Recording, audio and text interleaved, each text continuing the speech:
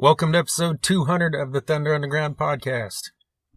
Did you think we'd make it here? I think I asked you that a while back, but I'm asking you again, right off the top. I don't know. 3.5 years ago, were you thinking, this thing's going to go on for hundreds of episodes? I wasn't sure. I'd like to say yeah, but I didn't know at the time. Because at the time, when we started, we had no fucking clue what we were doing. Yeah, no expectation if we could even get past 3 episodes. Exactly. I mean, I still have no clue what I'm doing.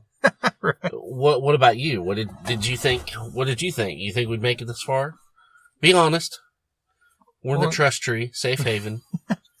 I didn't have the thought that we wouldn't, but I wasn't really ever thinking like, it was just kind of one of those things like you said, we weren't thinking about it. So then we jumped in and I was just like, hey, if we can do this for 50 episodes, I think we've accomplished something. Yeah.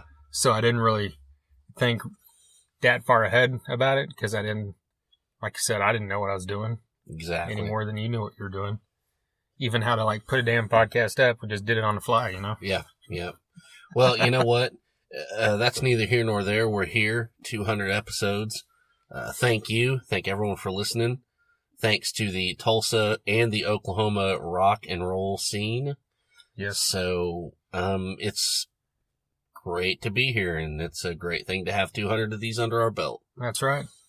Yeah, I know a lot of these, we've had listeners all over the place, not just in this country, but all over the world. But like you said, Tulsa and Oklahoma City and the surrounding area, Fort Smith even, has really embraced us because, we have a lot of bands from this area on as well. Mm-hmm.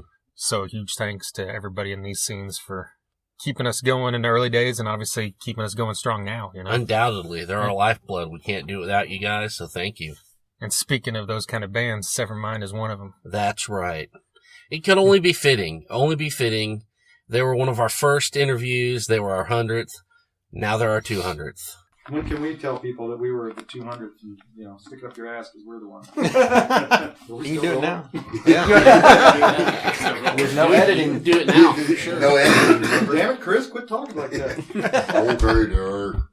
It's funny, a few weeks ago, in my head, I was like, who could we get for 200? And then it just hit me. I'm like, we should just get Severmind again because they were 100. Exactly. They should be the milestone again.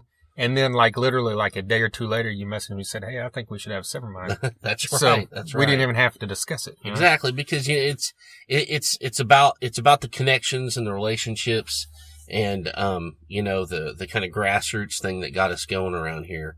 And we don't want to forget that, and we want to bring it back to that. And I don't care if by episode 900 we've went around the globe and we've interviewed fucking everybody. If we come to 900, Severmind's still going to be the goddamn band we're going to have on to interview. That's right. Just how it is. We'll talk more about Severmind here in a bit. But up front, we need to let you know that we are sponsored and have been for quite a while by DEB Concerts. So huge thank you to them for their sponsorship of the show. They're a promoter based here in the Tulsa area. They bring tons of great shows here to Tulsa. Bands that we grew up on, like Steelheart, Warrant, Firehouse, Jack Russell's Great White, Dokken, Faster Pussycat, who else? Lita Ford. L.A. Guns, Sebastian Bach, Winger. Right. You might have said Winger, I don't know. I did not. Oh, but there you go. But speaking of L.A. Guns, man, just here. Yeah, around the corner. Here in just a few days, this Saturday night, December 8th, get your ass to the Ideal Ballroom. L.A. Guns will return. Both Tracy Guns and Phil Lewis are back together again, putting on a great show. And not only that, the mightily underrated Junkyard will be on the show as well. Exactly. Cannot wait. Yeah. Been talking about this, building up every week because neither one of us can wait. No, it's going to be... This is one of our bucket list bands. Yes. Junkyard. Look up all their albums, especially the first couple. If you love that era of music, if you love rock and roll, if you love hard rock, if you love stuff like Tesla and Cinderella, mix them together and you got you some Junkyard. There you go. But yeah, that show will also feature ODD, a band out of Atlanta, and Grind, a band out of Tulsa. That's right. Grind's been on this podcast before, more than once. CJ's actually been on here 4 times. Yeah. And they'll be on here again, I'm sure. Oh yeah, and and I'm glad they're on this bill. I'm glad they're on this show. Definitely. So yeah, 4 great bands. Get out there to the IDO Ballroom. Eddie Trunk will be hosting the show. Then going into 2019, February 13th, Saxon will be at the IDO Ballroom. Would you look at that? Yeah. Sometimes you just got to look at it and say, "Would you look at that?" Every week, you're just like saying it out loud. Like, is that really happening? It's happening. Yeah, Doug Burgess has made it happen. He's the man. That's right. And this show is going to be off the fucking rails, dude. Yeah. You could see Saxon in the fucking Quick Trip and it would sound good because they're so badass, but put him in the space like the Ideal, just can't imagine. This is the type of place that you want to see a band like this. Saxon is meant for, the fucking Vakens and Hellfests of the world or the arenas, but when you see them in a club, you just realize how mighty this fucking band is, Yeah, I mean, to me, they're so up there, of my favorite bands. It's like if Metallica or, I don't know, Priest was coming around and going to do a club show, like his secret. Pushing it. Hey, I know how much you love Saxon. It might be for you. No, I know how much you love Saxon. I'm saying if Metallica was doing the Ideal or the Canes, you would be flipping your shit on a daily basis more than you are right now. Well, I don't know. I'm flipping my shit pretty hard. Okay. Why you got to question everything? Just go with it. You don't know the inner workings of my mind. I do when it comes to Metallica. Jesus Christ. You know what? I try to fucking express some shit. No. Okay. I try to fucking, drum up some fire and some energy for this stuff. And you just want to shoot it down. You just want to hold it down by the neck and just grab it by the haunches and have your way with it. And I don't appreciate it. Okay. So, Hashtag me too. Okay. Just let it, just let a guy fucking be happy and express himself. Okay, I will from now on. Thank you. For the next 200 episodes. At least. Yeah. At least. Episode 401, it's on. Okay, fine. This show with Saxon will feature Down for 5. Speaking of 200 episodes, Down for 5, 2 of the members were the first people we ever interviewed on this podcast. Yes. We had a few other people on the podcast for them, but they were the first band that we brought on as an interview. Scott and Jana, and they've been back on here multiple times. Down for 5 is great. Mudflux is great. They will also be on this show.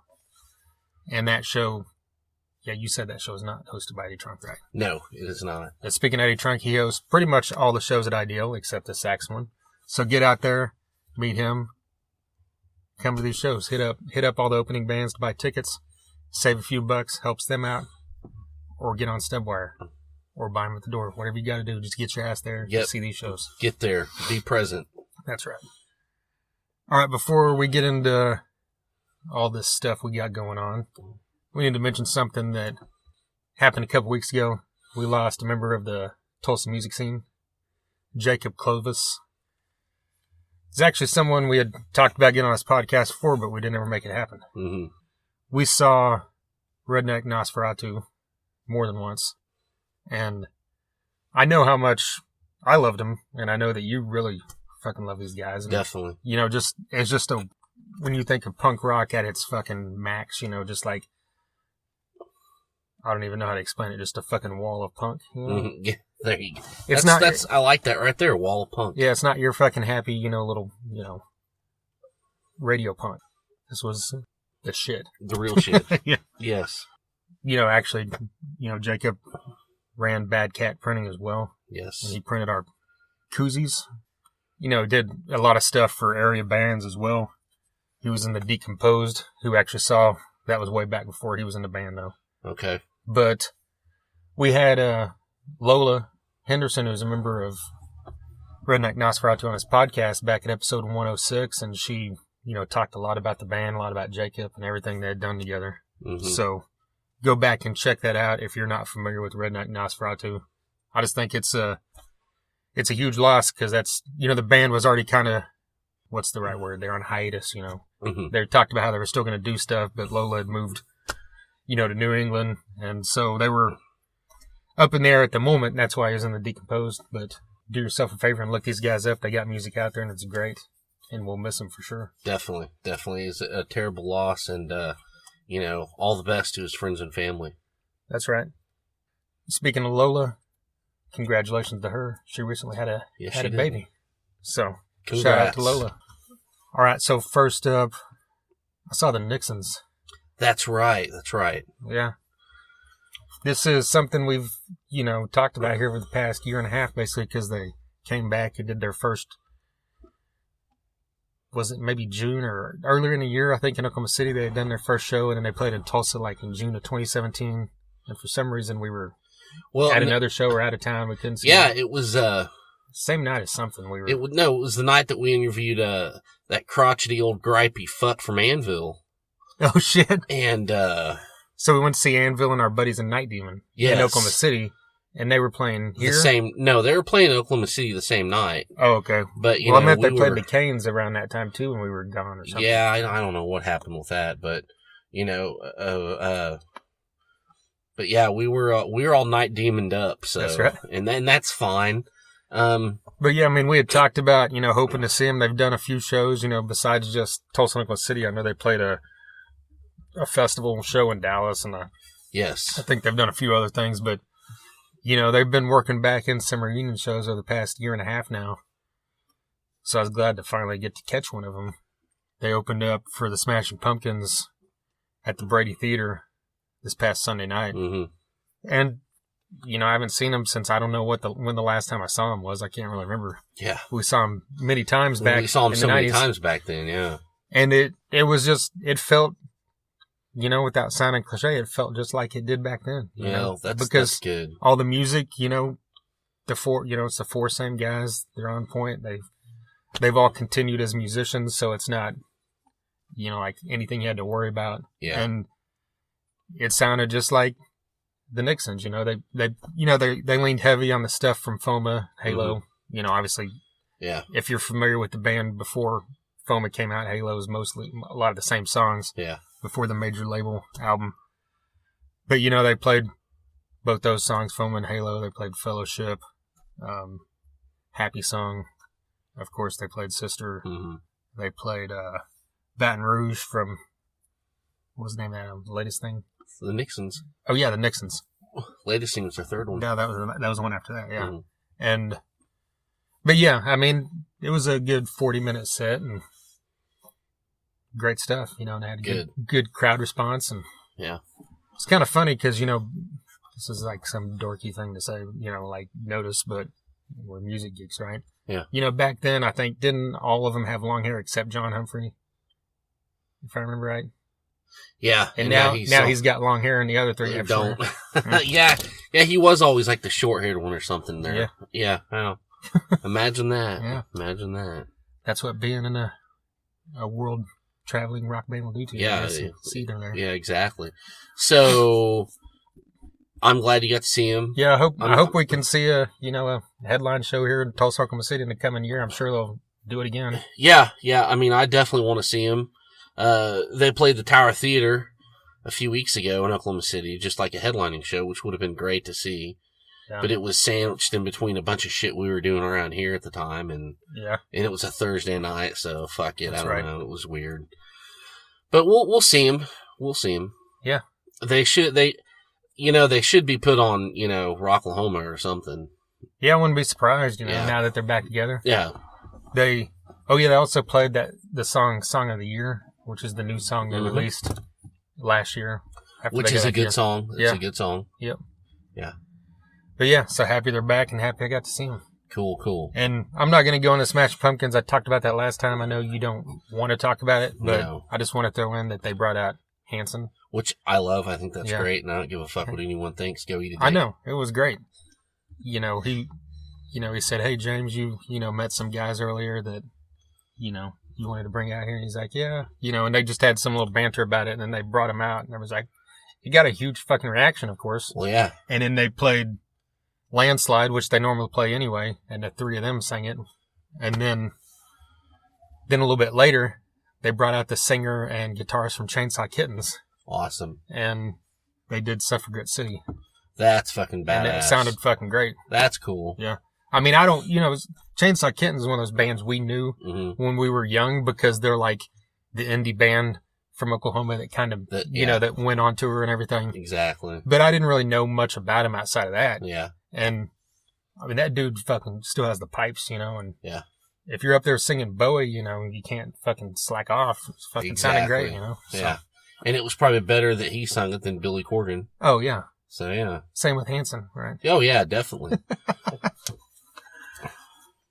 But yeah, what do we need to talk about now? We need to talk about Wither's final show. Yes. Which apparently is now Reliance Code's final show as well. Yes. A double billed final show. It wasn't billed that way. No. A double final But, show. I mean, I think we can talk about Reliance Code separate. Oh, yeah. Whether it was their show and Yeah, not to take away from not to take away from that. They did a great show. Sounded awesome. And, I'm glad that, it seemed to me that, when it came to an end, it was just kind of, because it'd been a while. It's been a while since their last show before this, you mean? Yeah, and since they kind of announced it. Yeah. So I'm glad they got it together and did a final show. That's to kind of just put a cap on it. Yeah. Yeah, I mean, and they did great in pulling together a diverse lineup of 4 bands. Wither is, they're a hard rock band, but they're more on that kind of, serious note. Like someone like Deftones or something. Yeah. Not saying they sound like Deftones, but I'm just like in that kind of vein of rock. Mm-hmm. Whereas, you got the Normandies, which is high energy fucking, whiskey punk, Yeah. And then you've got Sign of Lies is just like bombastic metal band. And then, of course, Reliance Code. So they did a great job of bringing 3 bands along with them to celebrate this final night. And there was a great fucking turnout. Yes. I know at some point during Wither's set, he mentioned that there was, 220 some people through the door Which throughout is the night. awesome. Which is great for a fucking independent show. I saw a lot of Wither merch. That was awesome. Yeah. And yeah, I mean, they're a great band, so sad to see them go, but we just talked to them in the last podcast. We talked to Jeremy and Martin, and they're doing something new. And so, looking to see what they got going on. Chuck and Jeremy were the other Jeremy were the, original members of this band, and they decided to, back off. So that's why Jeremy Harrington and Martin Lurch are going to move forward on their own. Gotcha. And a shout out to Jeremy Harrington for his, about 45-second version, cover of Eminem, Lose Yourself. Ran through the full first verse with no hiccups, which I thought was pretty impressive. Nice. Wasn't just the chorus like most people would do. So anyway, yeah, very glad to see Wither on that final night and that there was such a great turnout, Definitely. And then, of course, Reliance Code played as well. And in typical Reliance Code fashion, they fucking brought it. Oh, yeah. As solid a hard rock band as you'll find. That's right. And pulled out all the stuff from their album that came out last year, plus a couple other songs. And, like we just mentioned a minute ago, they announced a couple days later that, Todd had decided to step back from the band. So the band made the decision to call it quits. To disband. Yeah. Which Josh had mentioned that since, him and Todd were the ones that started it, they could easily find another singer, but he just thought it was right to just shut it down and, yeah, them all go on whatever direction they're going to go on. Yeah, I mean, these things happen, and, they reached out to us early on, and we've always kind of, championed them. So, it's sad to see them go, but, here's the new chapters opening. Yeah. Yeah, they, Josh, has also mentioned online that him and JC from the band, have another band in the works, so be on the lookout for that. And like you said, we championed them early on. I believe Josh had also mentioned to us that we're the first, media outlet that ever played their music. That's awesome. So, yeah, there you go. And go back to episode, I think it's 103 or 104, where Todd and Josh are on his podcast. Gotcha. Check that out. Then we had Sign of Lies, and this is now the second or is it third time we've seen him with Devin. Second. I think it's the second. Yeah, for Thunder Night Fest. So the first full, set from him. Mm-hmm. And it's just, there was no, what's the right word? No curve here. Just like straight into this. Like he fits this band great. Yeah. And it's really, Sign of Lies was already a band that you could tell, like we've talked about before, on their way, but Devin's voice just really solidifies this thing for me. Yeah, I mean, it really brings him over the top and, adds so much depth. It's really interesting to see where these guys are going to go. Yeah. Yeah, they've got another show coming up here in Oklahoma City on December 15th. They'll be opening up for Tantric and Puddle and Mud at the Diamond Ballroom. Yeah, Fist of Rage is on that show, too. That's right. So, yeah, if you're in Oklahoma City or anywhere around there, get out there because that'll be great. Well, I want to say, I don't want to just skip over the Normandies. We just kind of talked about them real brief. Oh, no, I wasn't going to say. That's what I said, well. I thought you kind of had that. You kind of had that. Oh, moving along. That moving along vibe. I thought in your intonation of the word "well." No, I guess so. But now the Normandies. I mean, I really, really try fucking hard to not be, partial to any one or two few bands because, I really do. I love 99% of the stuff that comes out in this town, and that's no bullshit. That's how high the bar is these days. Yeah, I agree. Believe me, I've seen it, we've seen it for 20 years in the peaks and valleys and, something. Yeah, back in the day, there was as many bad bands as there was good bands. No fucking shit. And so it's like, it's just really cool to see what's going on around here right now. And, but I really got to say, I enjoy the Normandies so much. What they're doing is just, it fills me with such positivity and, it's so, it's really uplifting. It's really empowering. And, every time I see the Normandies, I'm like walking on a cloud for like 5 days straight. Yeah. I really appreciate what that band is doing and I really, really enjoy them. Yeah. Such a fantastic live band. So fun. Yes. It's punk rock and roll at its finest. Yes, exactly. It sure is. And, I don't know what else. Yeah, exactly. They're just great. Yeah, we've actually had them on this podcast going back. That was early 100s as well, I think. Yes. And they will be back on here soon enough. Yes, we almost had them back, but then they got added to that, holiday show at the Canes last minute. Oh yeah. So they kind of had to just start practicing a little bit more for that because it was at Canes and stuff. So that had to get pushed back, but we're going to have those guys on. Yeah, we're really looking forward to having them back. If you haven't ever heard that episode, go back because they do a acoustic song on our podcast, which is very cool. And they still the only band that's ever done that, right? Exactly. Like a full song at least. And their album is fucking fantastic too. It is. It really is. This isn't no joke, like this is as good as any shit you're gonna, pick up from any national band. Yeah, definitely. This is solidified punk rock. No bullshit. That's right. Okay, now I say well. And I mean, well, let's move on. Well? Is it Severmind time? I was trying to think. Was it now that there wasn't anything else we're supposed to talk about, right? No. Well, going into that, we kind of alluded to, the past 200 episodes. They were on here on episode 11. Yeah. Stacy and Derek. And then episode 100, we had the whole band here. Yes. Back when Heath was in the band. And now here we are 100 episodes later at 200. We've got the whole band. Now, Thad's their vocalist. Thad is, yes, the vocalist. And, it's just, talking about their evolution into what they are now and how they've gotten here and what they're planning to do and the adjustments they've made. And, it's an exciting time for them. So we were glad to get them on here. Yeah, absolutely. Well, let's play a new song from them. This song is called Head Case.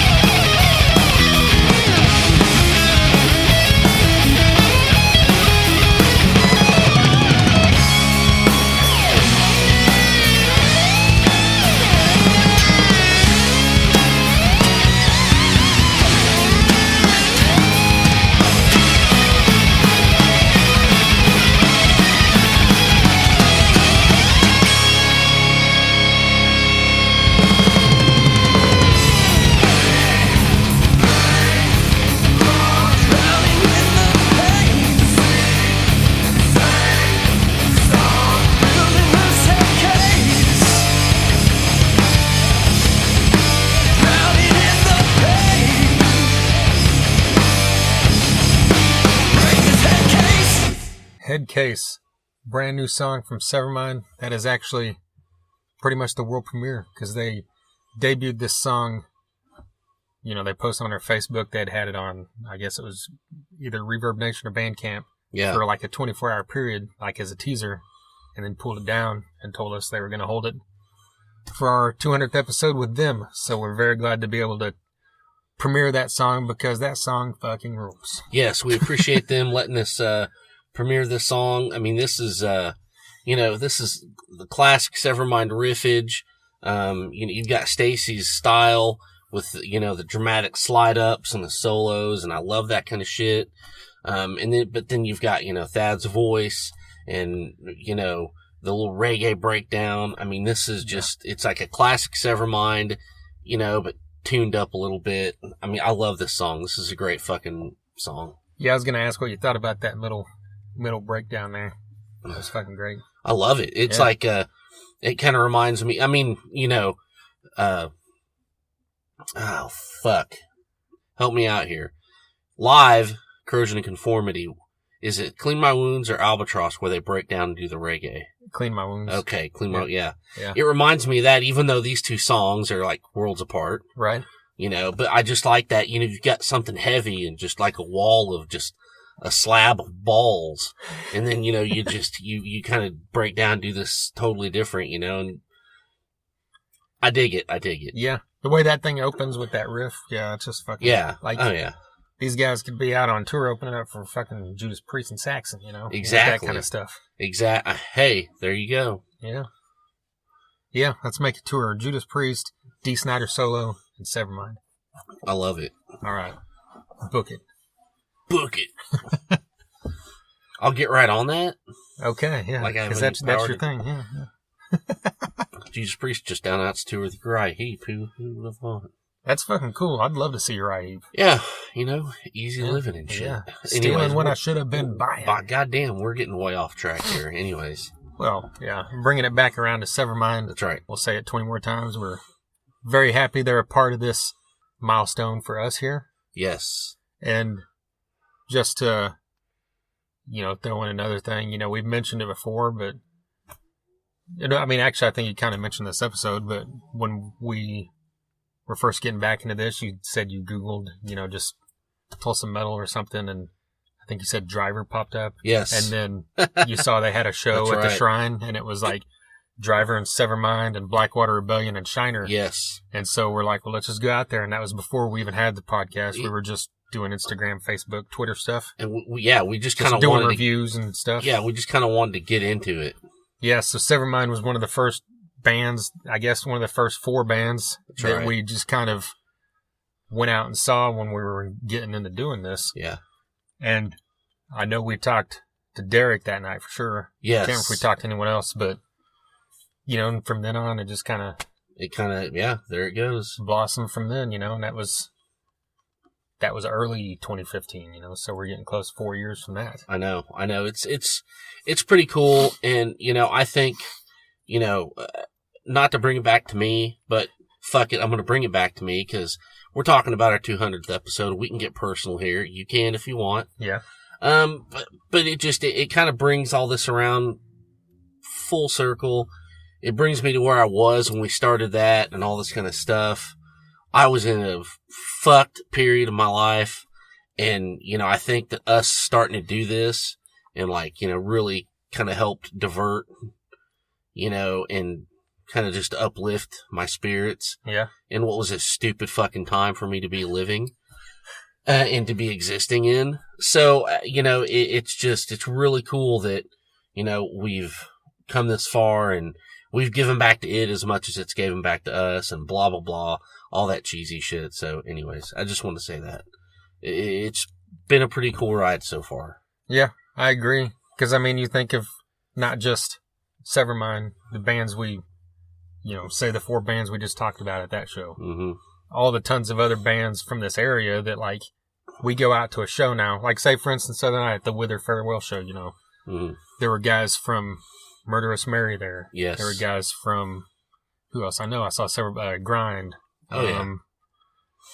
Mugen was out there. Yeah. Ryan was out there. Had Enough. Brandon was out there. just all kinds of people from the scene, Mm-hmm. Were out there representing this thing. And Yeah. so I mean, everywhere we go, to every show we go, it's like that. There's always other bands out there supporting these bands and bands we've got to know that, 4 years ago, we didn't know these hundreds of people that we know now. Yeah, well, it's just like you said. We just picked the show at the Shrine 4 years ago, and just almost 4 years ago, and just jumped in.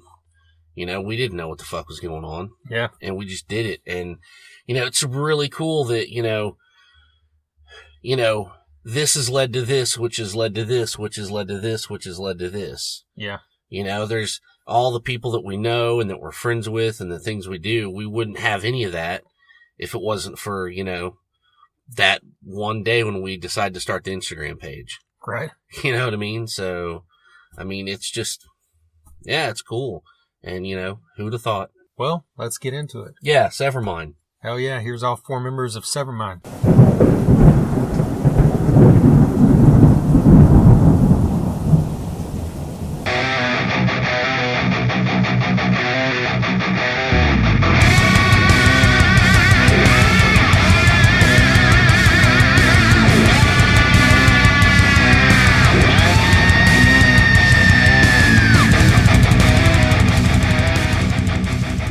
Tough questions. Yeah. I already got it up there. I didn't have enough. I was going to get the ladder and put it in the center, but thank you for the flyer up there. Yeah. Oh, yeah. That's awesome. Should have had you guys sign it because you're, the rock stars. Let's still get the ladder and make them sign. Yeah. You got to land on that chair. That's what I do. Yeah, you use the swivel chair. That's what I did. As high as it'll Every one go. of those hung. Yeah. On this We one. love those guys. Let's see that. Yeah, it's kind of fun because when you push on the ceiling, you kind of turn, Which one of y'all has Facebook Live? You got to counterbalance. Jeez, man. End up signing the That's His P poster by accident. Started on this one, finished on this one. That's right, they'll kick your ass. Just sign the ceiling, fuck it. Well, thanks for playing the show. Oh, hell Oh, thank you. Oh, man. yeah, Absolutely. thanks. Awesome. Thanks for having us, That was a man. kick-ass time, man. Yeah. Yeah. You had a Great packed house at 7:30 at night in Tulsa. That's saying something. Yeah, I was surprised, personally. People showed up. What the fuck do we do now? Yeah, no kidding. Like Jason's on stage, that's what it was. Yeah, they came out to see Next, it. Return of the next Zen. topic. Next question. Good time. Are we rolling? Yeah. Oh, well, fuck. Oh. Say Start something up clever. do-overs. Take my toys. Going home. That'll be loud. Yeah. That was loud. It was loud for me. Damn. What? Yeah. Huh? So what's happening? 200 episodes, right? Yeah. Yeah. Yeah, this is Congrats. the 200th. Thanks for doing this. Hell yeah. Did our 100th. So Thanks for having us Yeah, back. we're- Looking forward to yeah. 300. yeah, 400, well, 500. Yeah. When If we can get 200, Go live forever. if we can get 100 and 200, we're almost guaranteed to be back on this shit. I was like, yeah. Yeah. Got him in for the next 100. Yeah, so Well, once every year and almost 2 years, right? yeah. Dang. Is it really? From the Okay. hundreds to the... Well, we do a little over one a week. Mm. Sometimes, we do 2, but so it's probably Seems about like a year. I see him on Facebook like every 3 days. Yeah. It's Yeah, like, yeah, damn, it's it's probably like a I year get and a 8 months or notification so. I get Yeah. a notification on my SoundCloud Yeah. as soon as you guys post because I follow you guys. Yeah. And they're just, Nice. just snap right off the phone right there. So, How do you yeah, edit quite this stuff frequent. down? I mean, the conversation, you take it and We don't. put it into software and do something with Oh, it? or- hit Oh, that. yeah, I mean, I That's mess all with like if it's the levels and stuff like that, and take out any background noise I need to. But I don't usually. Yeah. But I don't, unless, it's just like a lot of lulls or something, I don't take anything out. Unless I've had several times people specifically ask me to take stuff out. But, Hey, you don't know? No. yeah. My wife might listen. And usually, I've always been cool about it. I'm like, we're not big enough to even matter if it's sensationalized or not. Right. No, you said it, dude. It's done. It's Right. done. Yeah. We need those headlines. We're sticking it in. Yeah. Leaving it in. Oh, yeah, we'll take it out. Don't worry. Yeah. Right. I save it all, for later. That's Want the to put out, best. Save it for the patient Yeah. podcast. yeah, put out one episode where it's nothing but Outtakes. Banter, all the shit outtakes, put Nothing together. but banter. blackmail bullshit. Yeah. Dirty laundry. Yeah. You could totally do that without naming the bands and just watch everybody freak. Yeah. hearing themselves on that. Yeah, just run without saying this is, and then This is just so and so. run the audio. This and is see some what outtakes. people could guess. To and keep stuff from like your that. name being put to this, please send all checks. Yes, exactly. If I was fucking this goat, don't put that in there. Well, since that the 100th episode, there's been some changes. So I think that's the first kind of topic on our list. So tell us what you can about that. That guy right there at that. Yeah. It was a weird thing, man. It's I don't even know. I'm not going to go into detail on it, but No. it worked. The way that it worked out was a much smoother transition than I thought it was going to be. Mhm. Stace sent a message and said, "Hey, I saw this guy. Go check him out." Yeah. I went with Chris. We checked him out. I said, "I'm down." He came in. What did we tell you? Learn long haul. So he comes in here. He's like, "Okay, I got long haul." So we do that, and I was like, "Fuck, that's ready for the stage." I mean, that was for the first run. That was damn good. And he goes, "Let's do Imminent Misfortune." And I was like, "Holy shit, we haven't played that in 6 months. Yeah. So you're going to do it better than we do." Yeah. So we did it. Sounded good. And then he did Head Case. He had like 3 or 4 or 5 songs ready, and I was like, "Damn, the guy's doing his homework." So was there a search? Was there other guys you were looking at or playing with, No. or it was always that? We never even talked about talked about auditions or anything. Yeah, I mean, no, we just went we to never- see him, and I saw him with a cover band, and was like, "Okay, yeah, I can dig it." And then we went to see with Morning Suns, and I was like, "I mean, you just held me right there. I was ready to watch you jam all night." So It was purely by chance because, I mean, we knew that we were at a certain point, and my wife and I actually went out to Magoo's, and Dad was playing with Morning Suns, and kept playing all these songs that I liked, and was doing really good. And of course, we were back and playing pool in the back, and that guy's really fucking good, you know, 3 Days Grace and all this shit. And I was like, huh. Kept playing pool. I got drunker. And That sounded even better. And, I was pretty trashed, and I was like, I'm gonna get some drinks, and then, oh fuck, next thing I knew, she was off on a recruiting mission, talking to him, and I was like, what the fuck? She made friends with my wife and my sister and on break. I thought it was a friend of theirs, and it was funny because that band, that was our first show. It was a band called Morning Suns that I put together. The idea behind it was to start doing original music again. Found out pretty quickly that the other guys in the band, our schedules weren't meshing. There wasn't a lot of time to get to do that. So it looked like it was turning more into a hard rock, just cover band. So very first show we went out, and this opportunity kind of presented itself as coincidence. They were in the same place, and I think he went to look me up and realized we were already friends on Facebook. Didn't really know each other. I probably just saw you with a guitar and said friend, but yeah, I mean, it was pretty cool after that. Stacy's got a pretty good sales pitch. We met up, had a drink, and kind of gave me the rundown of what was going on. And well, I think his sales pitch was all from experience of coming in to replace James 6 years ago. So, I mean, that's what he kept saying. Hey, when I first came in, this is what I was doing. This is what I was feeling. And we kind of relayed that information to Thad, and we just set the fucking hook and kept ripping him up on the back. Get up in the boat, bitch! yeah. So there was a period where you were without a singer, and this just all lined up, basically, is what you're saying? Yeah, we were without a singer for like how long was it? 2 weeks, maybe. Oh, that was it? No. Well, I mean, we had the. No. I mean, it was longer than that. Well, yeah, because it did take you a little bit to get in here. Right. He didn't come in until like March. Yeah, And I guess it was. so It seemed like just an overnight transition. Right, but it was quite a few months that we without, and not even talking about anything, just basically going through, running some songs we had, some ideas, and throwing some stuff for Prosperity on the machine, and kind of not really talking about it that much. Wow. He texted one evening and We went out and off and running. Here we go. It seemed seamless. I mean, it was not, and it seemed like it was by design, but it really wasn't by design. I mean, it just kind of all happened, and sometimes you just Happenstance, yeah. there was a point there where I was like, maybe Yeah. this is I mean, it. You know, maybe we're done after 12 years, but hell, we're in our 13th now. Still moving. So. Almost.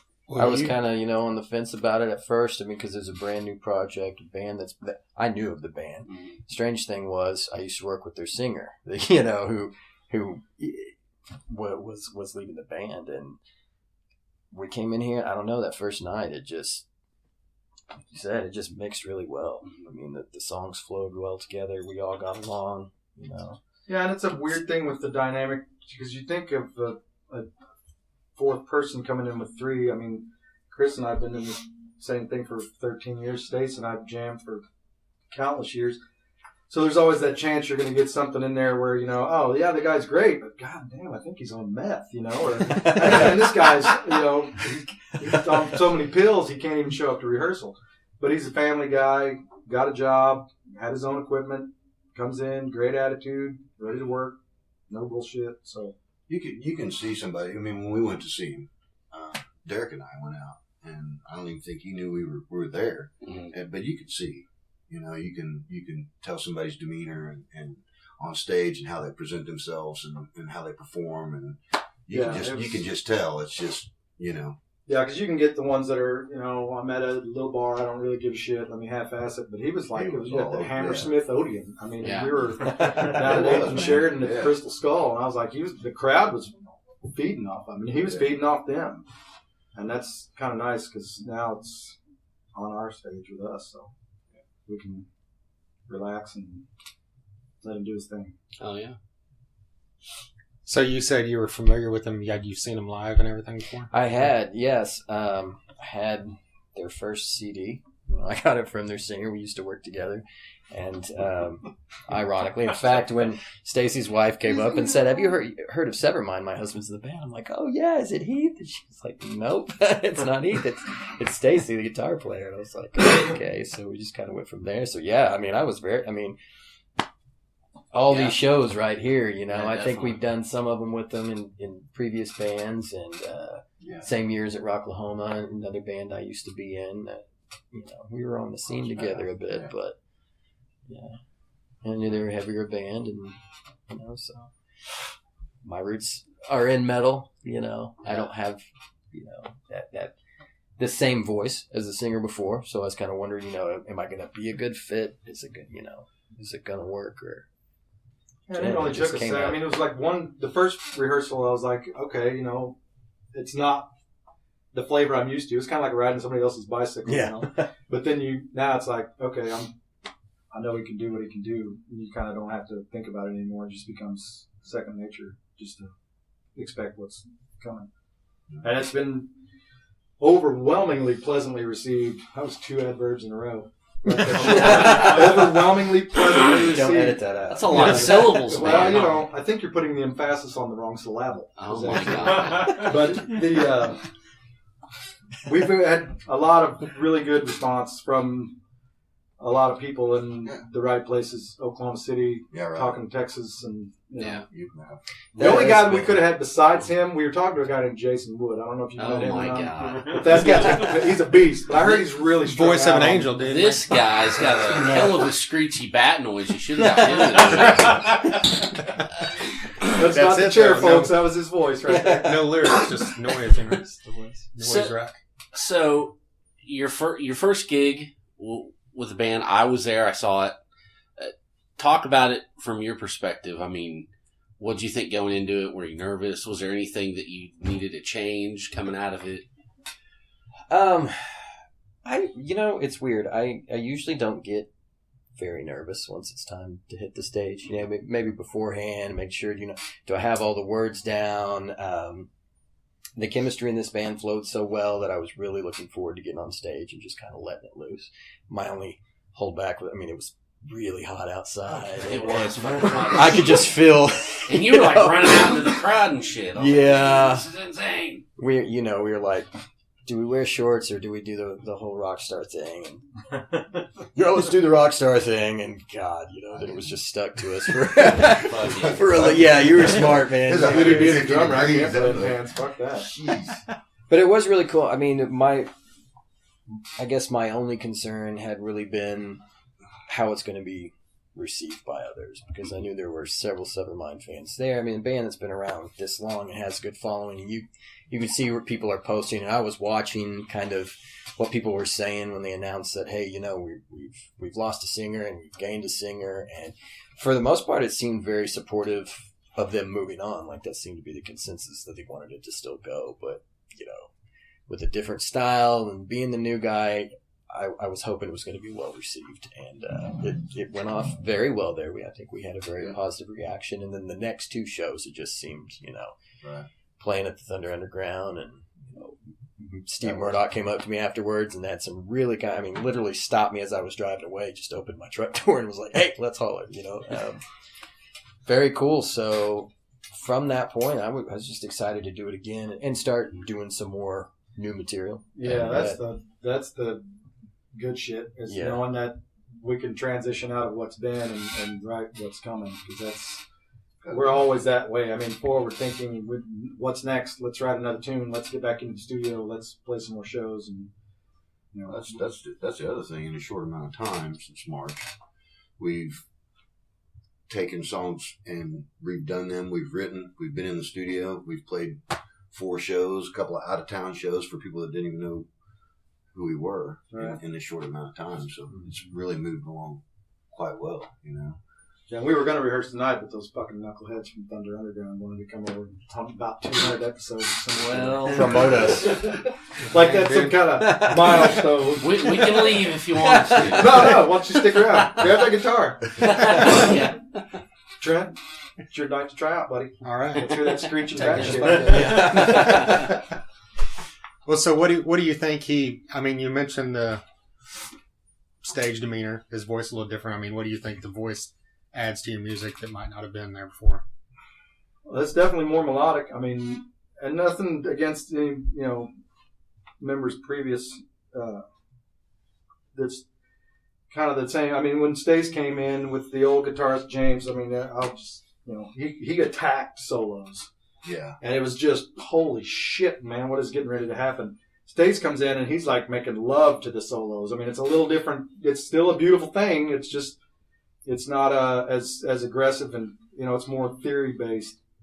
Here, it's just a difference of, and the way he changes some of the old tunes. Yeah. I was like, dude, I love when you hold that part out that never was there before, but it's so cool to hear it done. And we never told him, here's the song, learn it just like this. We told him it's a blank slate. You know the lyrics. Sing it like you'd sing it. Make it your song. And it was well done. I mean, and as far as the front man thing goes, the guy's a natural behind the mic. I mean, he loves it's where he's comfortable. So and the writing, he came up with the first riff for Redeemer that really started the thing, and it just took off from there. So yeah. It's been such a collaborative effort, which is, I think, where the magic is with this band is, I mean, again, as long as they've been together and me just walking in and everybody's just open to everyone's ideas, everybody tries out and everybody contributes. So then you get this more well-rounded song. It doesn't sound like you've got the same song over and over again, because there's not one person doing all the work. Right, no one's butthurt over, well, that riff didn't work, okay, well, what about this? Or, Stacey comes in with a riff or a set of riffs, and by the time we're done with it, it's loosely based on what he brought in, but there's, some new shit there, and whoever comes in with whatever riff, let's see if it'll go there, and if it doesn't, well, shit, can that, let's move on. Yeah. Absolutely. I think, probably one of the things that has been able to add is the melody and the harmony aspects, with the vocals. I mean, if you go and you listen to Redeemer, we've got the nice vocal harmonies that are on there. It's melodic in places, and that. So in the end, I mean, what'll eventually happen is it opens us up to do other things, because we have, thanks, Chris. Bull in the fucking tripod. That was not the drummer this time, David. I think it just gives us more, there's just more headroom, and we have more places to go with our music. We're not. Yeah, you're not pigeonholed. You're not limited or compartmentalized. Yeah, you just. That's why when we start doing head case and we're like, hey, in the middle of this, let's just break down into this funky thing. Yeah. That we've never done before. And it's like, does it go there? And I think Chris said, it's our fucking song. It does now. Yeah, you like peanut butter with whipped cream? Here it comes, Well, and the other thing too is we've talked about the vocals and stage presence and all these things, but I mean is the guitar playing too? Yeah, Thad is able to play, a lot of the solos on Imminent Misfortune and even the new tunes we've recorded. I have a lot of harmony parts written that I record them, but we haven't been able to do those. So he is now Thad is a strong enough player where he can play all those harmony parts with me. So it just makes it. We're getting our production off what we're doing recording wise. We're getting it. Yeah. When we're in the studio, he's laying all these different tracks. I'm like, yeah, kick ass. And then I'm like, oh shit, now I've got to learn these because it just doesn't sound the same live without them all going But he doesn't have any problem pretty... also laying out. I mean, on parts you lay out completely where, and it gives him more freedom to concentrate on the vocal line, which makes it that much more tasteful. And and that because the song's more dynamics because we have these places in there that instead of just being sonically where it's just wall of guitar nonstop, there's places live where Thad does drop out and so it's just my guitar and it's a little less. I don't know. There's more room there. The song can breathe a little bit. He can do his part, and then when he comes back in with guitar, it has more impact. Yeah, just than just the constant, thing. Yeah. Well, I mean, you talked about writing, like when you guys started writing these songs, was it all for you collectively, like while you were jamming, that kind of thing? Or you bring in riffs, or I mean, how did that work? And when I came in, they had music for Headcase already, and Stacy had kind of sent me a copy, and it was, here's what the music is sounding like, and see what you think. And so I started writing some lyrics to it.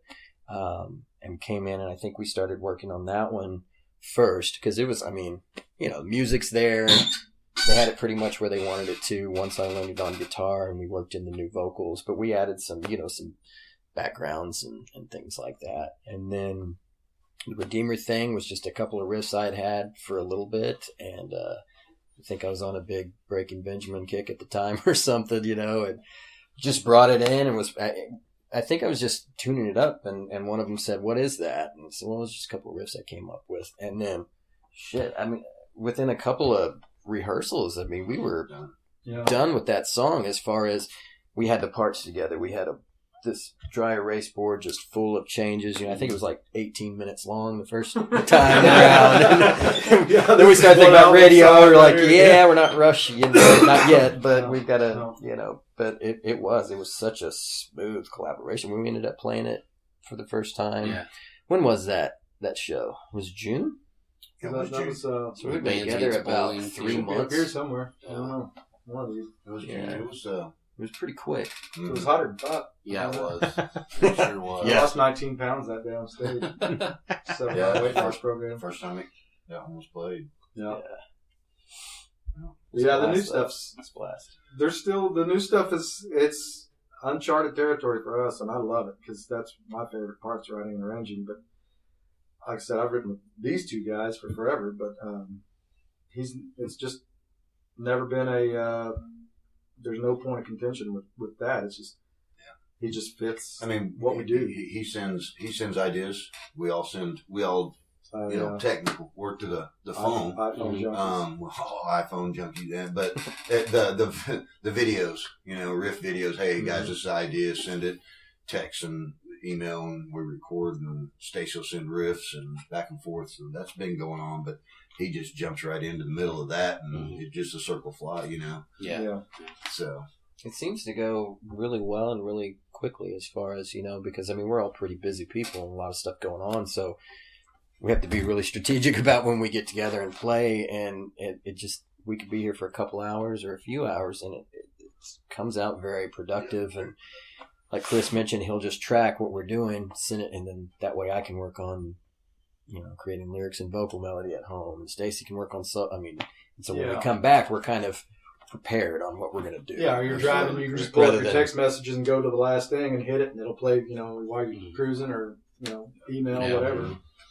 And long gone are the days when we could just show up and just jam until something sounded cool. You know? It's like, yeah, we it got a takes out mission. the 30-minute remedial course of, okay, what the fuck were we doing? You know, because you didn't listen to your shit, obviously. Yeah. You know, so you'll get your balls busted in here. You know, pull your shit up, listen to it.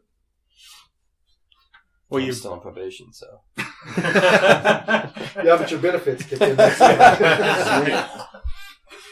Well, you mentioned Redeemer and Headcase. Do you guys have other songs worked out? Like, what's the status on your plans as far as, are you just going to release singles? Are you going to release an EP? Are you going to release an album? No, we want an album. We want Yes, an album, forever. yeah, but right now it's just, I mean, We needed the singles out. we haven't done Yeah. anything since 2014. Yeah. I mean, that was our last official CD release was September of 2014, so it was time. We that time and Thad being here, we wanted representation of, you know, this is what we've been up to, and here you go, and probably Kind of release see a what the couple of them. response is and You know, the direction we're moving towards Mhm. was well received or not. And Yeah, that's definitely the taste test. You know, Pepsi, But the Pepsi challenge. So to speak. definitely a full disc in 19, definitely. Yeah, And you know, I like a few other, we release it with some surprises on board. You know, songs that hadn't been heard at all, except for maybe a few leaks on that Thunder Underground show. But other than that, no one has heard live. We're here. We've been to the point in the past where we have, as soon as we've had them written, that they went out and played. So by the time we got around to recording, these songs have been tried and true. Oh yeah, And through it lined all, out on- yeah. through it all was 4 years, I Right. think, And before it was so, recorded. so I know we all want to do an album, and there'll be some songs on there that won't be heard for the first time, you know, except for that album. So And we have several in the works right now. I mean, I think there's 3 there. You know, some are a little closer than others, but kind of 3 ideas that we've been working towards. And now that, you know, we had shows to play, so we were working on running the set and that type of stuff. But now our rehearsals have been focused on getting the new stuff down so that we can get back in, and we want to go back in and record as we get a couple done at a time. But as Chris mentioned, and save it all up and do a release. And we don't know what that looks like, you know, whether it's an EP, like a 6 to 8 song EP, or if we can get to 10 songs. It just kind of depends on what we get done and what's coming up. I mean, if we play a big show down the road or something like that, it'd be nice to have. I'm constantly signing, you know, the old discs at shows and stuff. I'm like, it's not me, but I'll sign it anyway. Yeah, and the tunes come out, and you can kind of tell this one needs something else, you know, and it's usually a general consensus, you know, hey man, this song we worked hard on it, sounded cool, but it's missing something. Yeah. You know, so it'll be back shelved, or if it starts flowing in some other direction, that 12-string thing that you had that you brought in, and then he rewrote to the new tune is just holy shit. it just keeps flowing. You know? Yeah, and if It if it's does. going, just don't. We're not going to Just stop. let it go. You know, Yeah. run with it. You know, take it to the end of its. You know, it's like physical exhaustion. You know, mental exhaustion. And that was kind of another thing that really made me feel comfortable when I came in here at first, was when I was learning long haul. It had been a while since I'd written any original music, you know, and I'd been wanting to get back to that, but I didn't know, you know, I didn't know if I could anymore. Life doesn't totally suck anymore, so I'm like, do I even have any material to bitch about, you know, basically. I'm not as angry anymore, and I'm joining a metal band now, but you know what? But I started sitting down and learning their songs, and, you know, got done with one, I was like, oh, I'll learn another one, and then all these ideas started feeling good right from the get-go. And then when we got in here and started working together, it just, you know, I think those creative juices are flowing. I mean, we come in here, everybody immediately hops in with an idea. It's something I haven't experienced in a long time, you know, so it feels good. Well, you've got 2 or 3 other projects that you do. I mean, where do you 19 find? other bands. Just Yeah. say it. It's okay. Okay, 19 other. So Derek told Where- me, he was where do you like, find "You're kind time of a band to- whore, right? Yeah, that's the first thing I think I said to him. Are you a band whore, Thad? Yeah. Okay, I have to explain this one a lot. Okay, so I'm in Dress to Kill, which is the Kiss tribute band. Yeah. All right. So, you know, when we have a show, it is demanding. There's a lot that goes into it, but it's a band, you know, we play maybe 6 times a year. Yeah. So it's not constant. Yeah. And being what it is, and again, that's another band I I've been a part of for about 2 years now, but they've been around for 13, So they know their stuff really well. I've been a Kiss fan for a long time, so I knew a lot of the stuff already. So we really, when there's a show coming up, we get together and then we do a rehearsal. But in between, there's not a lot of movement going on. The other band that I'm in is a 80s metal cover band, hair metal cover band called Stonecutters. And again, those guys are all in other bands that play more often, and so we play once a month or once every other month type of thing. So it's not very demanding. This is really the band that I spend the most time with. So that's how I'm able to kind of fit it in. And I have a very nice wife. Who lets me go do all these things. The first thing she says is another band, And a lot to juggle there. Yeah. No, but So when you're on That's pretty stage much it. with Severmind, have you ever accidentally almost said, every time we play this one, the place lights up like a damn Christmas tree? God damn. I have not. You beat me to it. I was trying to think. I am not goddamn kidding. I was trying to find a way to fit that in. As soon as I get our first rock ballad in here, I would do that.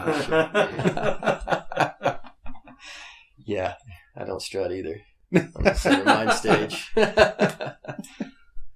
Thankfully. Well, what were your favorite Severmind songs, previous songs that you've learned as you guys have been playing live? Definitely Long Haul was the one that people seem to respond to very well. I really liked that song, but I really liked Imminent Misfortune. When we first got together, they were kind of talking about, well, we might do this one and this one. Kind of want to stay away from those. And I said, well, I really like Imminent Misfortune. And right now, where we're short on material, but it's kind of become, I think there's new life in it. It feels good when we're playing it live. I got to learn some dual solos with Stacy, and it's probably, I probably have the most fun with that song on stage. Out of we play 3 Severmind songs from that album. Typically, that's probably my favorite one. I think that's one of the big things too, is that you're able to play some of those parts with me that gives them new life. Yeah, it adds. It's like when you came on board, the songs we've been playing, all of a sudden were done differently, and I'm looking at Chris going, holy shit, I like playing this song again. Let's do that one again. Whereas otherwise you're, all right, I guess let's run through that fucking thing again. Well, the last 2 times we've played that song live, somebody's commented on his guitar solos in that. It's that song that they, and it's, that's what took me from the beginning when I heard that song, when I heard that album. I thought, man, listen to that intro solo, and then, it's just kind of a good, heavy song, Has a lot of life to it. Well, it's got a lot of dynamics too. It really does. Yeah, when it breaks down in the middle, comes back up, builds energy, and then it unleashes itself on you again. Those triplets in the middle are. It's just a well-crafted song. It's tastefully written. Well, I'm going to ask a question I haven't been able to ask in 200 episodes, and I'm going to alienate everybody in this room except you. This is new to me. No. Just so you know, I have no idea what he's about to do right now. What's your favorite Bo Nasty song? God damn it. I knew that would piss him off because he fucking hates I gotta go Shake It. That's the first one I ever heard. That's the one that, you guys don't know about. Oh, nasty. Yeah. What the fuck is that? Yeah, exactly. What is that? They're dirty It's a but well fucking- dressed. it's a band. It's a hair metal band. Local or what? No. Oh, okay. Good. They're like, Who the fuck I'm is with that? you, buddy. they made it on MTV for about 12 minutes Oh, in yeah. 1989. Well, it's funny because Travis Kidd partied with them before. My guitar player, buddy of mine, and Stonecutters is good friends with him, and they saw him back in the that one album, that one tour that I think they did. Do you remember Rail? Well, they're all like, This is some music trivia. Are you a Rail the fan? guitarists are in Supergroup, like Jeff Scott Soto's band now and stuff. Like they're Uh, legit fucking good musicians, but anyway. If they didn't look so ridiculous on that, I think the Yeah, they covers look what fucking killed them. stupid, Yeah. And they kind of came out right on that cusp of their bands leaving. But. Well, not to veer too far. Well, he just veered too far with Bo Nasty. But one question we had for you two, Derek, Stacy, what did you guys think of? Have you seen the Oil Capital Underground? Yeah, you were there at that. Yeah, that's right. What did you think of it? Any kind of thoughts on it? I did not get to see the film. I mean, I have not Okay. yet seen it. Yeah, I mean, I loved all the guys that made it. Brian, Dave, Terry, I've not seen it. I'm just out of the loop. I thought it was awesome. I mean, I knew that just from a cinematic approach, I knew that Brian Crane would do an awesome job. Yeah. I mean, I've known Brian for a very long time, and I knew he would do a great job with it. And obviously, you know, the knew that what Dave knew as far as, you know, the history and all that, I knew he was very immersed in all that. So I figured, you know, everybody would do a good job, but then when I actually got to sit down and watch the movie there, you know, I was really blown away. I thought it was a fantastic job, and there was, you know, bands that, even though I was part of all that scene in the later part of it, there was bands that I had not heard of that were, when he went, you know, way back. Yeah. I was like, oh shit, you know. I just thought it was, you know, well done thing, and I can see why that they've gotten a lot of, you know, recognition for it, and I can't remember all the different accolades they've had for it as far as, you know, some of the independent, you know, documentary type things, and I'll just say from my standpoint that it was uncomfortable as shit to see yourself on the big screen. I mean, and then to see yourself be interviewed like that, I was like, it was weird. Nice. So, but they did a fantastic job. Yeah, they did. And they Yeah, captured, it's great. I thought they, you know, I mean, everybody's going to have a, you know, a spot to say, well, you know, I should have included these people, and, you know, who knows, but I thought that they did a great representation of, you know, covering all that stuff. Yeah. So say next year we're doing Thunder Underground Fest 2 and we called up you and Yes. Dave. Yes. Would Bunnies of Doom Oh, I'm play a sorry. show? I was already saying, yeah, we'll do it. You're answering Okay, we don't even want you there, man. Well, Sign the contract. I'm trying to reunite Bunnies of Doom for one show here. it could happen. You never know. There could be one of us is having a big birthday coming up next year, so it could be for that. Who knows? Okay. But I'm sure. Huh? Terry? Well, no, Terry wasn't in Bunnies. So. Oh, that's right. Yeah. So Dave, but you know, I think the big thing for doing a Bunnies reunion is you got to get Jason Ferguson. You know, he's got to come up here from Austin.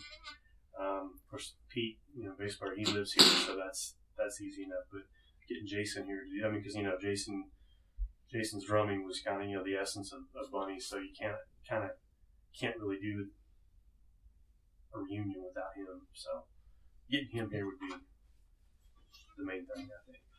Right. And the fact that I have no idea how to play any of those songs. That's awesome. Well, you personally, did you start as a guitarist or a singer? Guitarist. Okay. I was a guitarist. I started singing, maybe 2010, maybe. I wasn't a lead singer. I didn't think I could sing, didn't want to sing, you know. I was in a band with a great lead singer, but he was very, in between songs, he's very shy. Wasn't sure what to say to the crowd.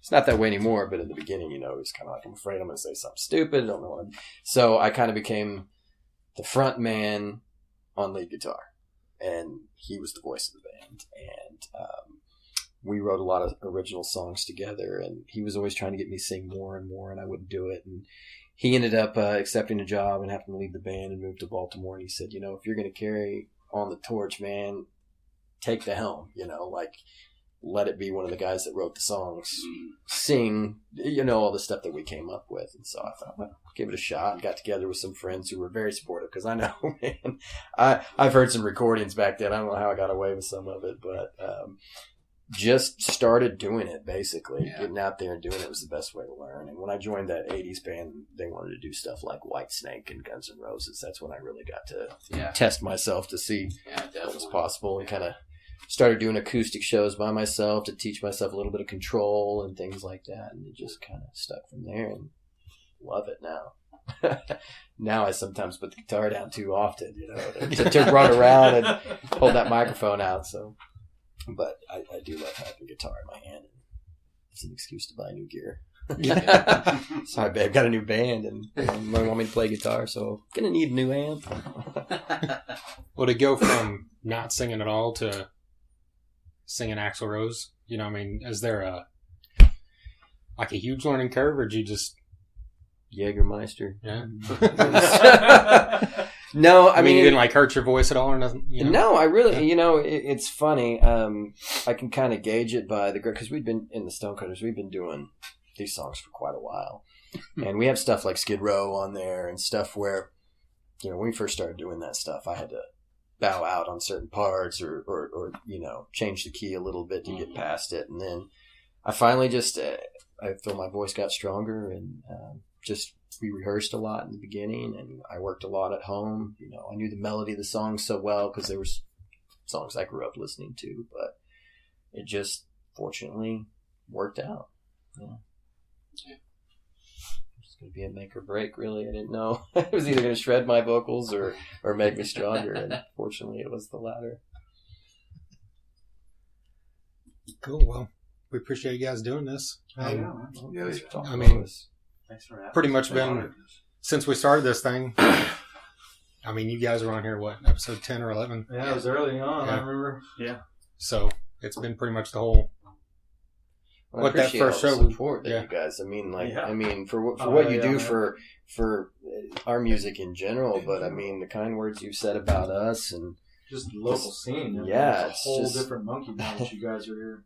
You know? Yeah. It really is. I mean, I'm not just blowing smoke up your ass, but you guys have brought something to the table that there's a lot of people that are doing it now. You know what I mean? That weren't doing it before. And I mean, there's people that did it before you. I'm not saying you're some kind of fucking trendsetters. I'm just saying, you know, for the local scene, you guys have really made an impact to the point of, oh, wow, look, that's cool. They're doing local. But who did they just talk to? They just talked to fucking Clutch? What? They're doing, Yeah. you know, holy crap. You know what I mean? Dave Ellison. I mean, I never know what's coming next, you know? I mean, you're talking to guys from Megadeth. You're talking to guys from, I mean, what's the biggest name you've done? Here, let me interview you. What's the biggest name you've done in your eyes? Who's your favorite interview? Well, it was probably Besides Favorite. Severmind. Of Besides course, us. yeah. Well, favorite and biggest is different. 100th episode. Well, that's just, But- yeah, that's why it was a two-part question. Biggest is Gene Simmons, hands down. Yeah. That was insane. Wow. Well, and Sunshine just, Yeah, He's a I mean badass. that was autopilot. I don't even.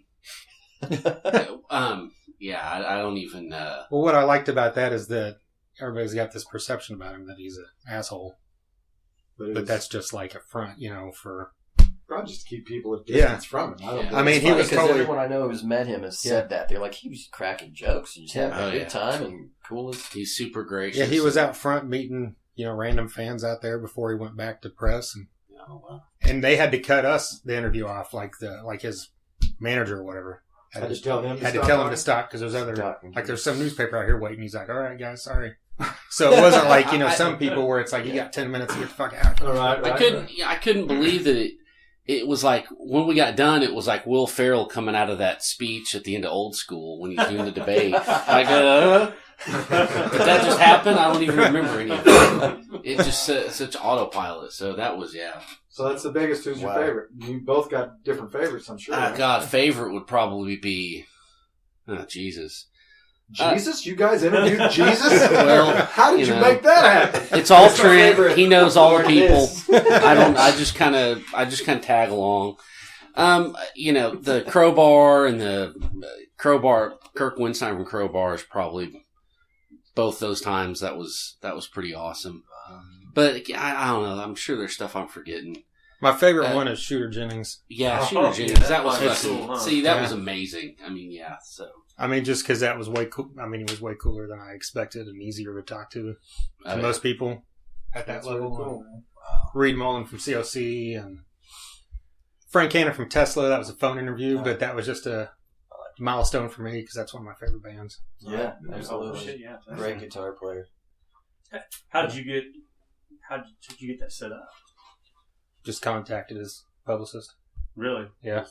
Man, that's cool. Yeah, that's how most of them work. I mean, we They talked all- about that before. It's like once it seemed hard at first, and it was, I guess. But once you got a few people to do it, then it just kind of yeah. All of a sudden, just you like like rolling rolling down down frequency here. erosion of Yeah. them saying, "Hey, yeah, we'll do it." I mean, And all these guys, all these bands, they have their their management and their PR contacts on their Facebook just were out in the open. So I mean, some of them are hard to find, but most of them are readily That's available. really cool, man. But like when we did Gene Simmons, that in turn got us the guitars from Seven Dust because he, heard or read one of the stories that came from that and was contradicting what Gene Simmons was saying. So I just sent him an email personally, skipped his publicist, and said, "Hey, you want to come on and talk about this?" And he said, "Sure." Came on a week later. Oh yeah, man. And Bruce Kulick from used to be in Kiss, Oh, same yeah. way. I just contacted him, said, "Hey, we had Gene Simmons on, and he said some stuff about you on Revenge. You want to come on?" He said, "Sure." So That's awesome. as soon as you get Gene Simmons on, you can throw that one. Jesus, Yeah. we got Jesus too. That's, Yeah, and Jesus, that kind of Maybe Gene Simmons was. Yeah, I he talked guess- about you. I guess it sounds like, I mean, if you just need to ask. Yeah. I mean, Yeah. I guess, I mean. I'd rather try and fail than not try and wonder. Yeah. So Well, it's Yeah. really cool that you guys are interviewing people of that caliber, but still coming back to the local. Oh, yeah. I mean that. we'll always do that. It was- We have to do that. The overwhelming, I'm sure, when you putting that together, people that were snapping on board. Mm-hmm. Yeah. I'm sure you Yeah. didn't have much. Oh well, we're going to need a band here or there. It's probably everybody. You were like probably could have went 2 or 3 days or more. I Yeah. mean, you went 2 full days and it was packed out. So are you guys going to build that thing to something the size of Oklahoma and make it Thunder Underground? Yeah, there you go. You're Yeah, going to do the flyover of the Call missing Gene. man formation. And That's all up to other people. We weren't the promoters, so we're happy it happened, and they all made it sound like everybody's on board to do it again. So we'll see where it goes. but a lot of these bands are, you guys doing what you do, had no problem. Oh yeah, sure. Yeah, because that's the first show I think I've taken where you said something and I was like, yeah, we'll do it. And I was like, I probably ought to ask the guys, but yeah. I mean, we'll do it. Usually that's what I have to say is let me get with the fellas and see what they say, But that one was, yeah, we'll do that. Sure. Hell yeah. That was Well, kind we of appreciated it. Yeah, that was kind of a big honor whenever, Travis told us he started reaching out to people and he's like, "Hey, we're doing a show," and people are like, "All right," and he's like, "It's for Thunder Underground." And he said half of them just said yes right then Yeah. without even checking with the rest of their band or whatever. Yeah, right. That's exactly No, what it was. Everybody, and guarantee it was unanimous. Yeah, we were. Oh, Oh, yeah. hell yeah. Hell And in yeah. fact, I think that's the only thing we had on the books for a while because we were still trying to get back into the studio. That was the one that came up Yeah.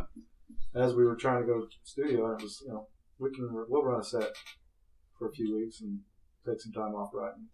We can still get writing in, we just, not as much. Well, do you guys have any more shows lined up? Next show, I believe, is tentatively scheduled for March because the holidays are tough for us. Like I said, we all have kids. Yeah. But some of us have kids on the way. But Do in March. Do on the day of the show. But yeah, I mean, the whole focus right now is Album. right. Yeah, More I new keep material. Yeah. So, and it's like I said with Chris, the recorder sending stuff. It's a much easier thing to write at a distance, kind of remotely, and then get in here and not have to go back over what it was we were working on. Everybody's on the same page as soon as we hit the door. So.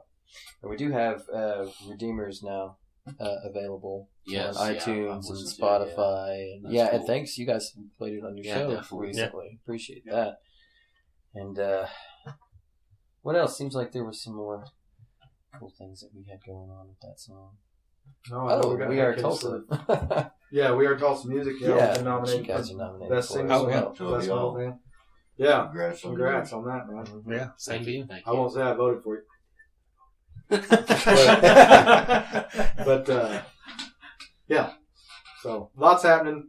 It's a cool time to be in the Tulsa music scene. I mean, it's still, It is. it had a lull there for a little while, but it's pushing back. There's some really kick-ass talent and really kick-ass people Mhm. in this town. So we're glad to be a part of it.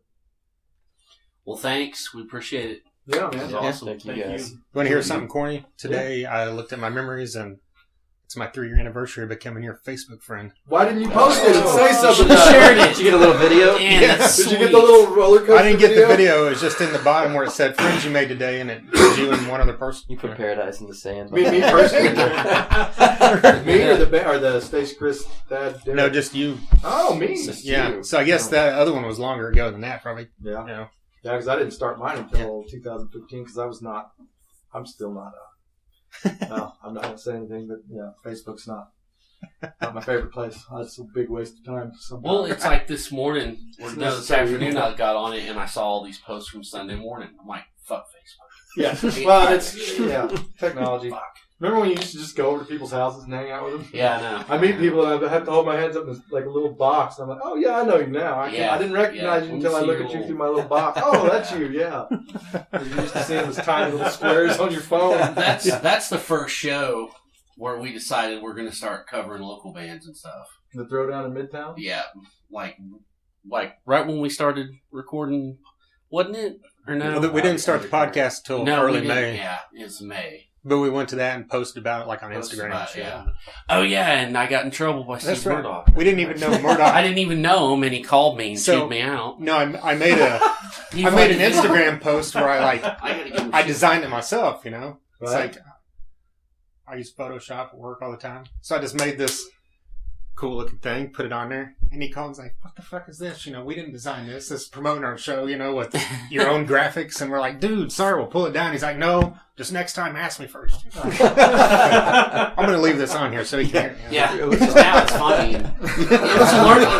We learned some shit of what we're supposed to do. Lighten up, Francis. Yeah. Yes. See, Murdoch. I use that all the time. Lighten up, Francis. When can we tell people that we were the 200th and, stick up your ass because we're the ones? You can do it now. There's no editing. Do it now. Sure. No editing. Damn it, Chris, quit talking like that. Okay, Dirk. Thanks, fellas. Oh, Yeah, yeah, I it I does. really do appreciate you guys. We appreciate it, guys. Yeah, we weren't just bullshit. There you go. Severmind. Very glad, like I said earlier, to have these guys not only back for a third time, but on this landmark episode, number 200. Yes, definitely an honor. Glad they were with us. Yes. So, if for some reason you weren't familiar with Severmind, or you didn't know they had new music out, they've got new music with Thad. We played Headcase earlier. Yeah. You can also find Redeemer on all their socials. Go check that out. Check out their older stuff. It's great as well. They've got new stuff coming in 2019, so be on the lookout for that. Great ass fucking band. You know it. And we love them. Definitely. But yeah, just, going back through the last couple hundred episodes, we mentioned those bands. Mentioned earlier Driver. Mike DiPetrillo has been on here like 5 times. Members of Driver have been on here other times. We've had guys from, like you said, Fist of Rage multiple times, Grind multiple times, Reliance Code. Yes. Who else from this area am I not thinking of? Oh my God. Steve Ray's been on here multiple times, a Steve local Ray, yeah. legend. And Hold on, before we start trying to remember names. okay. In that episode, you're in that interview you just heard. Yes. I brought up Bunnies of Doom and said, hey, what would be the odds if this could ever happen? And Stacy kind of, kind of danced around it, but said maybe if it's someone's birthday or something, alluding to something that could happen. Yeah. And then just recently, Look what happened. if you go to the Shrines website, you will see that on I believe it's March 9th. It's a Saturday, so it's either the 8th or the 9th. Bunnies of Doom is reuniting. Nice. I can't wait. Yeah, so I guess it's Dave Cantrell's 50th birthday around that time. And so they've decided to reunite, and it's only $5, and it's at the Shrine. This is a can't-miss show, people. Yeah, I mean, we got to be there. Yeah. We will be there. Absolutely. So also go check out Old Capitol Underground, which Jason brought up in that interview. Yes. You'll see more about Bunnies of Doom in there. But so, yeah, really looking forward to that. That's right. And we've had those guys on, Dave Cantrell, Terry Waska, Brian Crane. Yeah. That's part of the, all those guys. Yeah. The list is very long. The list also includes, people you might have heard of, like Gene Simmons from Kiss. Bruce Kulick, formerly of Kiss, Dave Elfson from Megadeth, Frank Hanna from Tesla, Tommy Victor from Prong. 2 of the members of COC have been on here. Kirk Winstein from Crowbar and Down, Jimmy Bauer from Down, and Superjoint and I Hate God. That's right. We've had on also Stephen Taylor from Superjoint and Phil Anselmo's solo band, The Illegals. We've had on Biff Byford from Saxon, we mentioned earlier. That's right. Guys from Black Star Riders, Warrant, Europe, Saving Abel, Shine Down, Sons of Texas. Sid Falk from Overkill was one of our early episodes. Exactly. It's a 2-parter, and it's fucking great. That was a good one. Hatebreed. Yes. Kicks. Candlebox, Miss May I, Guar, He Is Legend. which we should have mentioned up front that Jacob Clovis printed that amazing shirt for us See, there you go. for He Is Legend That's right. that we gave to Skylar. That's that awesome. Talked about Stevie Nicks' butthole. Oh my God. Well, okay. Hey, I think about Stevie Nicks' butthole at least once a day. Oh, Jesus And I'm sure that Christ. now Skylar Croom does as well because he's got a shirt that talks about it. Ugh. Poor Tracy. Hey, she probably thinks about her butthole once a day too. She Okay, fucking loves it we more than I need do. to go. This is over. This episode's done. Well, not completely. We got to mention Episode 200 is marred. all of these episodes are on SoundCloud /Thunder-Underground. You can listen on iTunes, Google Music, Stitcher, TuneIn, Mixcloud, YouTube, all that great stuff. We're on every Monday night at 7 p.m. Central on 1027WSNR.com. You can also find us on WeareTulsaMusic.com. They've got some podcasts linked up on there. We're one of them. So shout out to them for that. Definitely. And you can follow us on Twitter, Instagram, Facebook, all that great stuff. YouTube as well. Subscribe. Get on Patreon. Send us a few bucks. That helps out as well. Of course. And I think that covers all that typical stuff. Okay, so episode 300. What do you want to have accomplished by episode 300? What's your goal, Trent? I assume have Severmind back. Of course. You mean in the 99 episodes between there? Yes.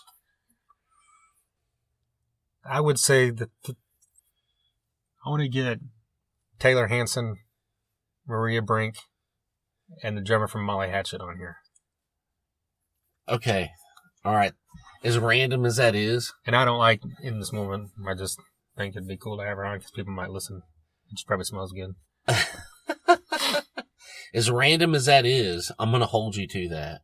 All 3 of them? No, at least one of them. Okay. One of them. I'll give at least one of those. You have to have by episode 300, or you're going to have to do something crazy. I don't know what. Well, what's your things? Oh, no, well, no, I don't know. Oh, you about don't all have that. stuff? No, I Okay. don't have all that. James Hetfield. by That'll never happen by 300. You know? Yeah. I just want to keep rocking, man. Yeah. I think by episode 300, I want to do a whole episode where it's just me talking, doing all the intro, and then I interview you. Okay. I'm going to interview you about, I'm going to interview you about your view on worldviews and politics. Oh, shit. And then I'm going to, give out your phone number at the end of it. Okay. And by episode 300, that's what I want to do. Okay. All right. I might be down for that except for the phone number part. No, phone number has to be in there. Okay. Email address at least. Your personal email address at least. I mean, you gotta do something for me. Okay. Maybe the email, yeah. Oh, okay. All right. Sounds good. Well, coming up for sure, we have an interview with Child Bite that we did recently. Yes. That's They have coming been up. on here before. They'll be back. We've also got our best of 2018 episode coming up here in the next few weeks, That's right. where we talk about the albums of the year, which we do that every year as well. Mm-hmm. And by the next episode, I think we'll have a few more surprises that we can Yes. talk about as well. There are things in the works, so, we're going to see what we can do. Yeah. Yeah, going back our first, was our very first episode about Rocklahoma? Oh, fuck, I don't know. I think it was. I don't know. Which is funny because that's like where we gained most of our followers initially. Yes. Which is a cool thing, you know? Yes, definitely a cool thing. Because we did a preview and then we did a review. Mm-hmm. And in between there, we also did our thing, like we did a Big Four thing, just a random talk. Yeah. Those are the first 3 episodes. Yeah, that's right. And then the first person we ever had on this podcast outside of us was Michael Thrasher. That's right. So shout out to him.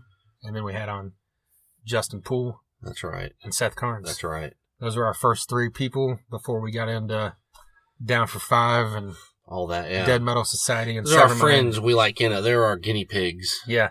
Or interview guinea pigs. Which we should all have them back on at some point for something else. Yeah.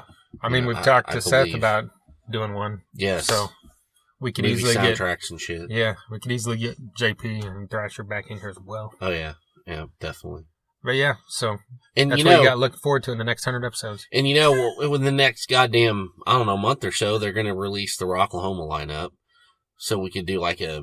Well, that's in January sometime. Yeah, it's December. Oh, okay, yeah. I said month or so. Yeah. Jesus Christ. I forgot it's already December. Sure. Well, yeah, and so we could do like a reaction episode or some shit, Of course. Oh, yeah. Here's the 200 more. By God. By God. Cheers. All right, until next time. Marquee thing out in front of the student center, and instead of the group pilots, it said the Grove pilots. Nice. Are you kidding me? Cats from Grove? You guys from Grove? I know, that's what everybody thought. I was like, yeah. And then, you feel like a dick asking them to change it, Oh, yeah, I mean, you want to... As a jerks.